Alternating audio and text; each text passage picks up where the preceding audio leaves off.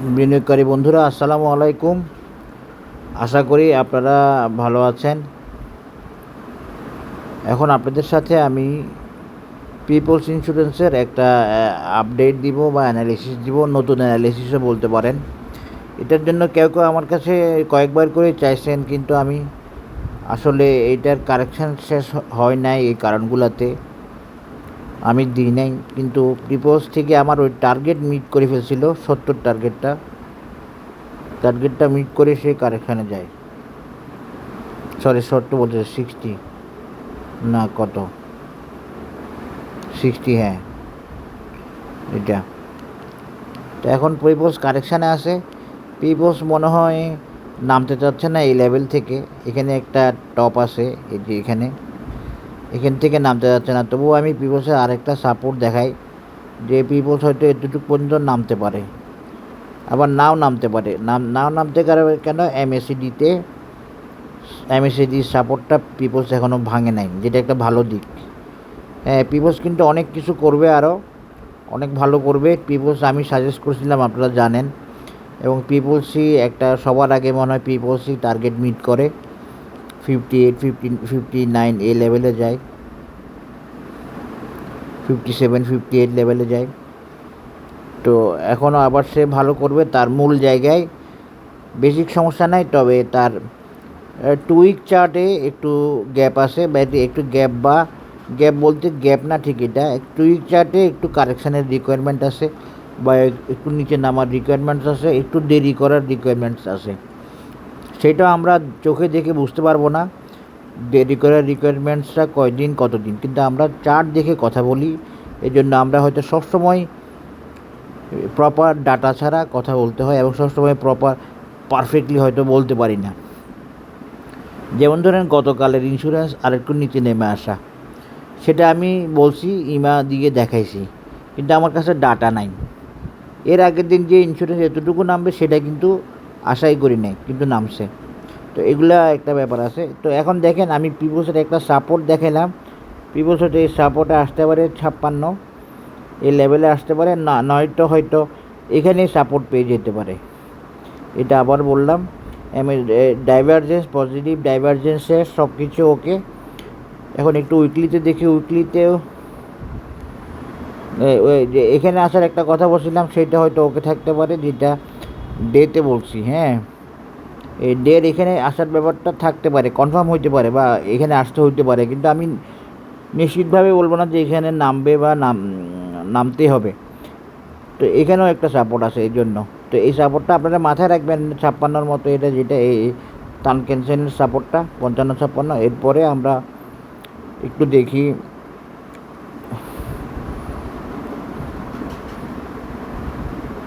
55-56 নামলে একটু ভালো হয়। কিসের জন্য? পিপলসের জন্য। কিন্তু ভালোটা আমাদের চোখে, কিন্তু মার্কেট মেকারের চোখে কিনা, সেটা হচ্ছে আসল। এখন দেখেন পিপলসের আমি ইচিমুকুটা উঠাই দিচ্ছি। এরপরে পিপলসে একটা মেজারমেন্ট দিব। মেজারমেন্ট দেওয়ার জন্য আমি মূলত পিপলসকে উইকলিতে নিয়ে আসছি, উইকলি চার্টে নিয়ে আসছি। দেখেন পিপলস কিন্তু এই টার্গেটটা মিটই করছে বলা যায়, 67 অথবা 68, এই টার্গেটটা মিট করছে বলা যায়। হ্যাঁ, এটা মিট করছে। তো এটা মিট করার পরে পিপল এখন কি করবে, এটা হলো কথা। পিপল তো বেশি নামেও নয়, আরেকটু নামলে নামলো, না নামলে নাই।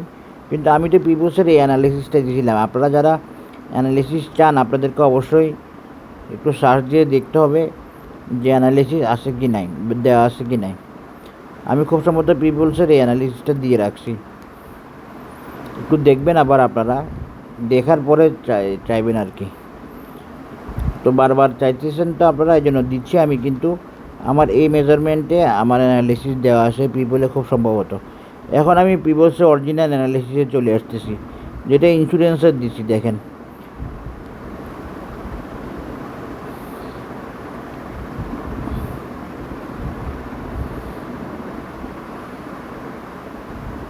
Classic seahorse pattern.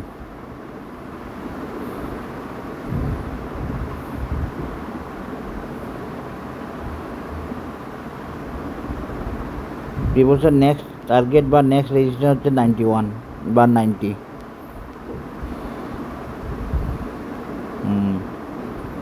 91। এটা আমি দিছি, আপনারা দেখে নিন, আগেও দিছি আমি, আমার এখন মনে আসতেছে।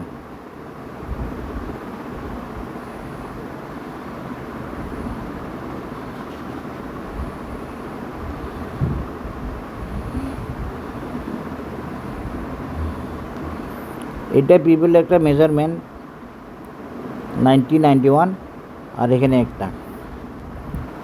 এরপরে পিপলসের আরেকটা রেজিস্ট্যান্স হতে পারে এইটা 95। এটা আমি দেখা দিলাম। এগুলো লং টার্ম রেজিস্ট্যান্স বা লং টার্ম টার্গেট। আমি বিশ্বাস করি এইখানে যাওয়ার আছে। পিপলস এখানে যারা বিশ্বাস করেন তারা অবশ্যই বিশ্বাস করবেন যে ইন্স্যুরেন্স 58 পার হয়ে যাবে। 58 না পারলে তো পিপল এখানে যেতে পারবে না। তো পিপল তো তার হাফ ওয়ে এখনও যায় না। মূলত একটা 95 আর একটা রেজিস্ট্যান্স দেখা দিলাম 92। দুইটাই দেখা দিলাম। একটা হলো সিহর্স প্যাটার্ন দিয়ে ক্লাসিক, আর একটা দিলাম ফিবোনাসি দিয়ে। তাই বলি পিপলস এই 95 যায় আর যাবে না এমনও না। এরপরও পিপলস যাওয়ার থাকতে পারে, যেতে পারে, যাওয়ার সুযোগ আছে। আশা করি বুঝতে পেরেছেন। তাহলে এইটা হলো পিপলসের updated analysis for the period of long term 90, 91, 92। আর একটা হচ্ছে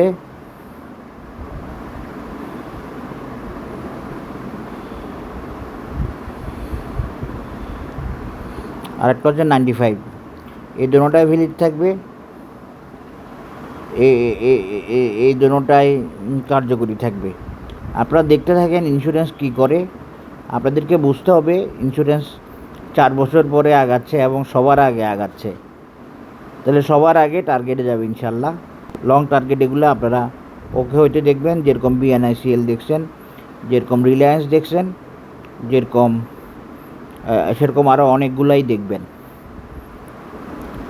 এই যে সোনার বাংলার টান তো দেখছেন, সোনার বাংলার মুভমেন্ট তো দেখছেন, জনতার মুভমেন্ট দেখছেন, তারপরে সিকদার ইন্স্যুরেন্সের মুভমেন্ট দেখছেন। সুতরাং যারা এই অল্প এই 2-4-5 পয়েন্ট কারেকশানে যাদের মাথা নষ্ট হয়ে গেছে, তারা তো আমার মাঝে মধ্যে সারপ্রাইজ লাগে। সারাক্ষণ বাড়তে থাকবে একটা শেয়ার, সারাক্ষণ বাড়তে থাকবে একটা সেক্টর, এটা কি সম্ভব? আর কারেকশান তো হয় ভালোর জন্য, নিজের প্রবলেমগুলো কাভার করে নিয়ে আবার সামনে যাওয়ার জন্য। সুতরাং আপনারা নিজেদেরকেও একটু প্র্যাকটিক্যাল করে গড়ে তুলুন। এই যে পিপলসের 91 দিচ্ছি, আমি কোনো ঘাবড়াইতেছি দিতে?